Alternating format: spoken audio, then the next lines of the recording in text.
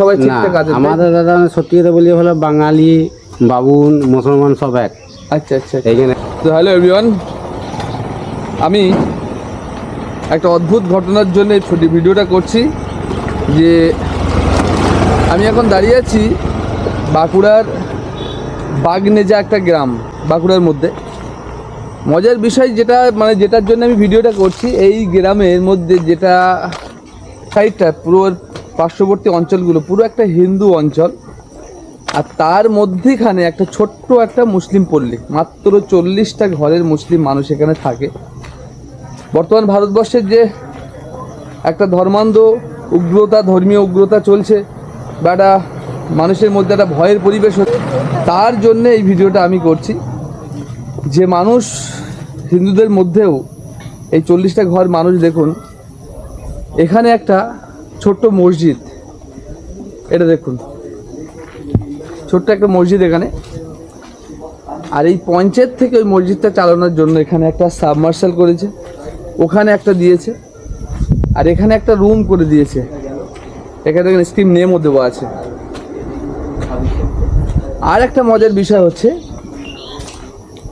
শুধুমাত্র এইগুলো দিয়ে ক্ষান্ত হয়নি এখানকার যে পঞ্চায়েত থেকে, গভর্নমেন্ট থেকে যে ব্যবস্থাটা করেছে, সুব্যবস্থা যেটা বলা যায়, সেটা হচ্ছে এই 40 ঘর মুসলিম মানুষ, মুসলিম ধর্মাবলম্বী মানুষ তাদের ধর্ম পালন করার জন্য, তাদের ধর্মীয় নিয়মগুলো মানার জন্য, যাতে কোনো রকম অসুবিধা না হয় তার জন্যে পিছনে একটা বাথরুম, ওটা মসজিদের তরফ থেকে।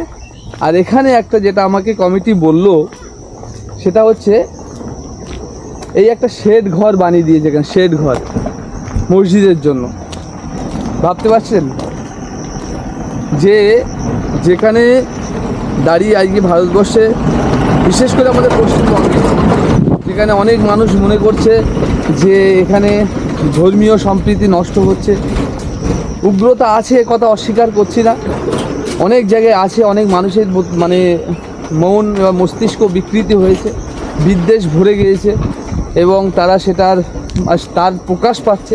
এটা দুর্ভাগ্যজনক, কিন্তু তার মধ্যেও আপনি হচ্ছে এই মসজিদের ইমাম সাহেব, তাই তো? কি নাম আপনার? আমার নাম আমিরউদ্দিন শেখ। আমিরউদ্দিন শেখ। আপনারা এই এলাকায় মোটামুটি কতজন ঘর আছে এখানে? আমাদের এখানে 40 থেকে 42টি ঘর আছে। 40 থেকে 42টা ঘর আছে মোটামুটি।